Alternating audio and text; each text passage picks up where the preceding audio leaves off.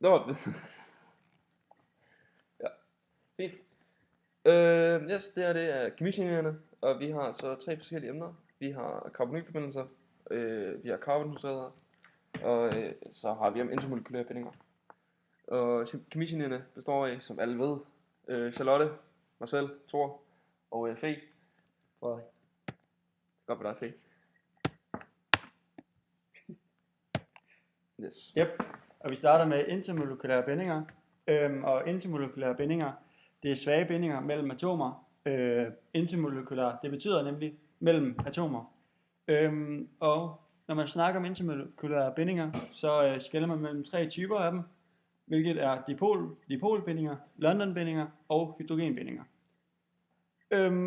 Hvis vi ser på den figur til højre, så skal man skelne skarpt mellem kovalente bindinger og intermolekylære bindinger. Som ses nederst der, så er intermolekylære bindinger, som sagt, bindinger mellem atomer, og de er svage, og de virker sådan, altså mellem naboatomerne. Hvorimod kovalente bindinger, som ses øverst, det er stærke bindinger, som foregår inde i molekylet.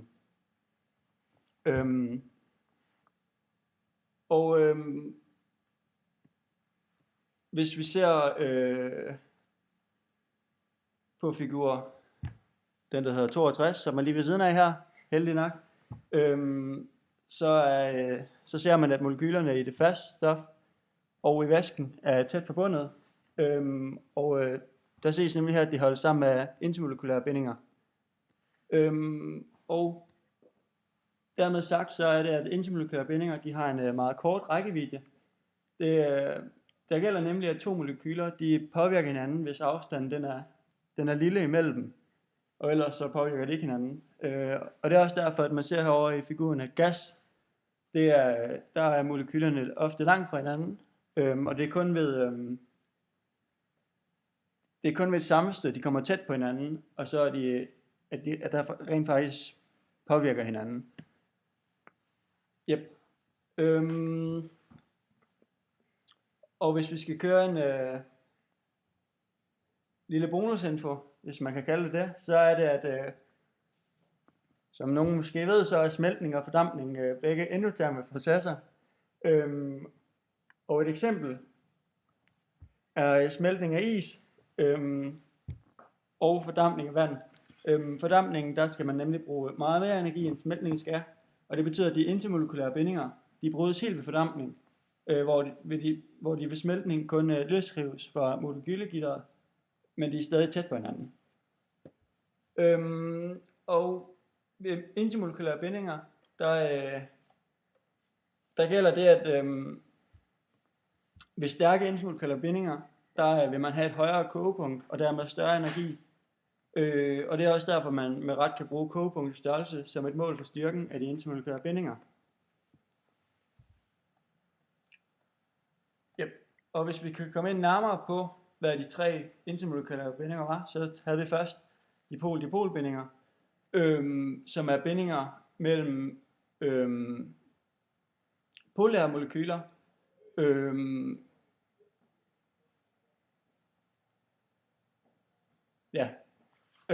og det er simpelthen polerne, som i molekylerne, som tiltrækker hinanden, og det er derfor, de kaldes dipol-dipol-binding. Lige præcis.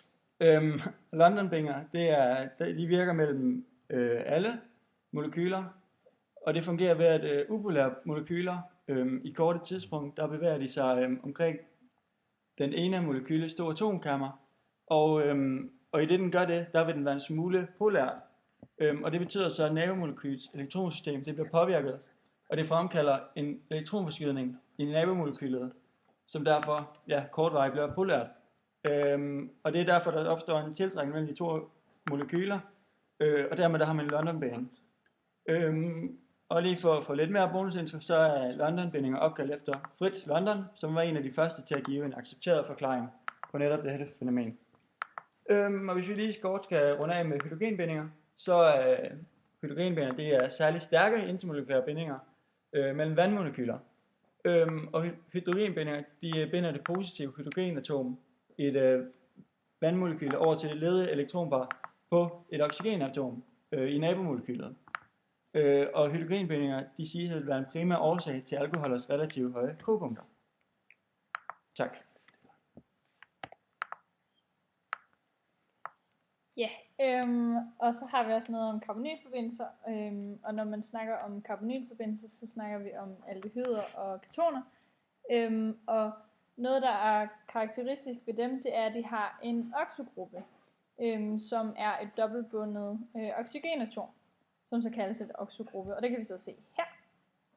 Og carbonylgruppen, det er så, når carbonatom så har den her dobbeltbundet oxygenatom til sig. Og vi ser så også på den her figur, at vi har en aldehydgruppe, hvor udover et dobbeltbundet oxygen og et carbonatom, så har vi hydrogenatom, og så har vi også radikal. Og det ser vi så også på det her billede, hvor vi har et aldehyd, som så igen har det her radikal, og radikalet kan godt være bare et H-atom.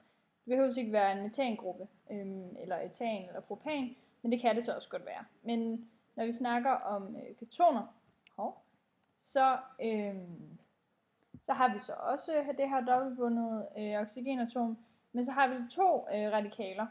Og de radikaler, det må ikke være hydrogenatomer bare.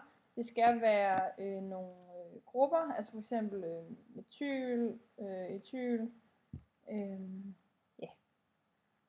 metan, etan, ikke etyl.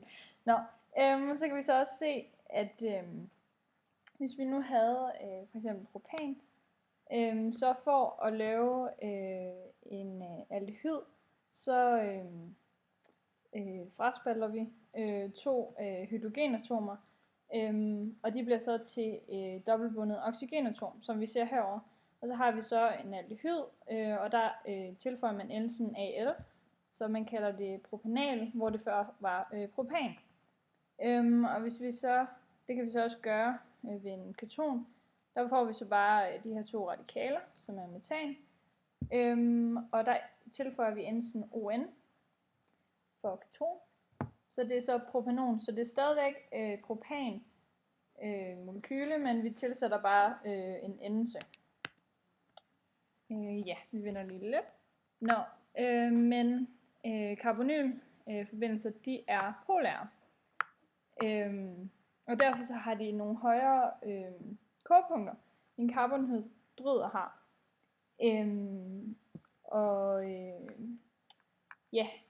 Primære alkoholer, de kan oxideres, så der fremstilles for eksempel aldehyder. For eksempel så kan propanal fremstilles, hvis vi oxiderer propan 1-ol. Og det samme kan ketoner.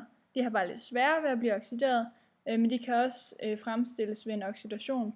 Det er så bare, hvis en sekundær alkohol, for eksempel butan 2-ol, bliver oxideret til butanon. Og det udnytter vi lidt i nogle reaktioner, som vi har lavet igennem forløbet. Men her på billedet, der ser vi så, at man kan påvise, om det er en carbonylforbindelse ved at bruge 2,4 dinitrofenylhydrazin. Og det gør vi ved en kondensationsreaktion, hvor der fraspaldes vand. Det kan vi se her. Der fraspaldes et O-atom fra propanon og 2 hydrogenatomer fra dinitrofenylhydrazin. Og så får vi så dannet det her propanons 2,4 dinitrohydrazon. Altså vi får dannet en hydrazon og noget vand ved den her kondensationsreaktion. Og det er så tungt opløseligt, så derfor så bliver der dannet bundfald. Hvis altså i forsøget, der gælder det så om at se, om der bliver dannet bundfald, og hvis der gør det, så ved vi, at det er en keton eller en aldehyd. Vi kan så også bruge feelingsprøve eller Thornton's reagens, og der udnytter vi det her med, at carbonylforbindelser kan oxideres. Og vi udnytter det her med, at aldehyder kan oxideres bedre til carbonylsyre, end ketoner kan. Fordi aldehyder kan oxideres af sølv-1-ioner. Så der dannes frit sølv, og det udnytter vi så i Fehlings-prøve, som er den øverste, hvor der så lige er gået lidt galt med nogle pile. Nå, det er ligegyldigt. Nå, men, og det afgør så, om det er en aldehyd eller en keton, fordi hvis der sker en reaktion, så er det en aldehyd, og det er super. Nå, men vi kan så også afgøre, om det er en aldehyd ved hjælp af Tollens reagens, hvor vi så udnytter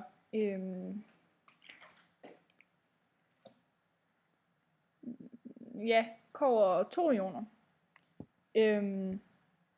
Og så igen, hvis der sker en reaktion, så ved vi, at det er en aldehyd. Ja, så er det Torsten. Nice. Så kommer jeg hen og redder den fremlæggelse her. Jeg er så...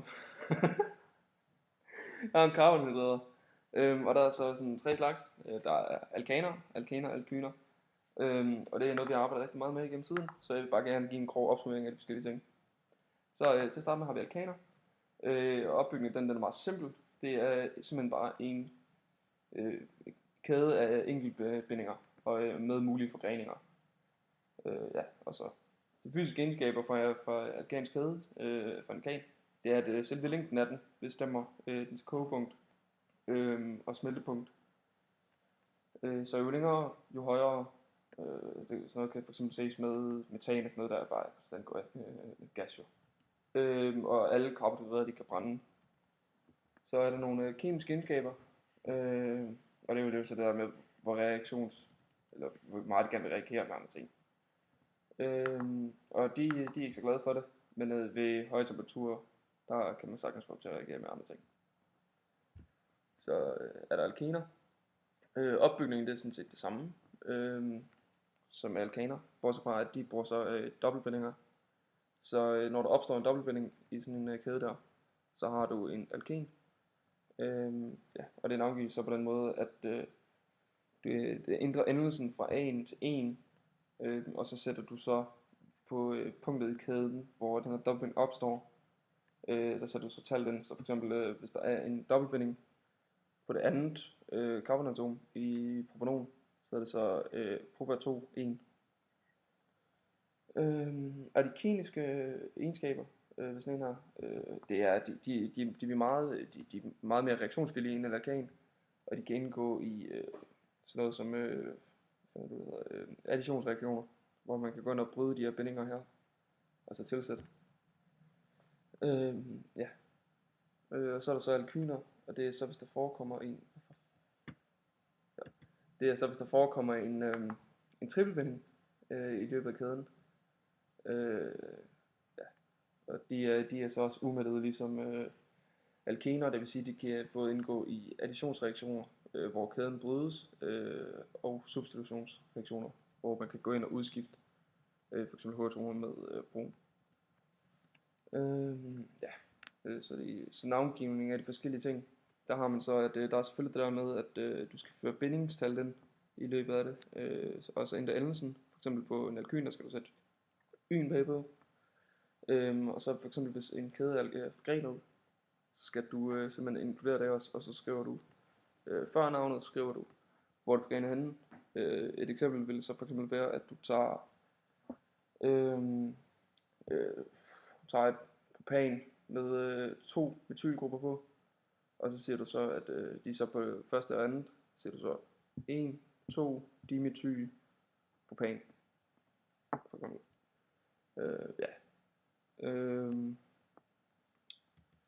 Så er der så lidt om nogle forskellige reaktioner. Og det første så er det en forbrændingsreaktion. Og det som vi siger, at alle carbonhydrater, de kan simpelthen brænde, hvilket så er en rimelig kedelig kemisk reaktion. Men den foregår altså. Og den måde det fungerer på, det er, at der er 2 måder, det kan simpelthen forbrændes på. Der er en fuldstændig forbrænding, hvor at, der er nok ilt til, der bliver dannet CO2 og H2O. Og ved en ufuldstændig forbrænding dannes der carbonmonoxid, altså kulilte, CO. Og de her 2, som vi ser her, det er så 2 eksempler på fuldstændige forbrændinger. Og der kan du så se, at det hele går ud, og der bliver dannet CO2 og H2O ud af begge. Det eneste, der er ligesom forskel på, det er mængden af det. Næste så er det, så har vi to her. Der er der substitution reaktionen, og det er så der, hvor man går ind, og så bytter man så rundt på forskellige atomer. For eksempel her, der kan du se, at der har du metan og diklor, og så går du sådan og skaber klormetan. Altså du bytter det ene H-atom ud med et klormolekyl, eller kloratom, og så får du så også saltsyre, altså HCl ved siden af. Ja. Og så har du så en eliminationsreaktion herovre, og det er simpelthen, hvor at, du fraspalter et mindre molekyle fra et stof under dannelsen af en dobbeltbinding. Så det vil sige, at du fremstiller sådan set, du fraspalter et H-atom, og så opretter du sådan set en dobbeltbinding imellem.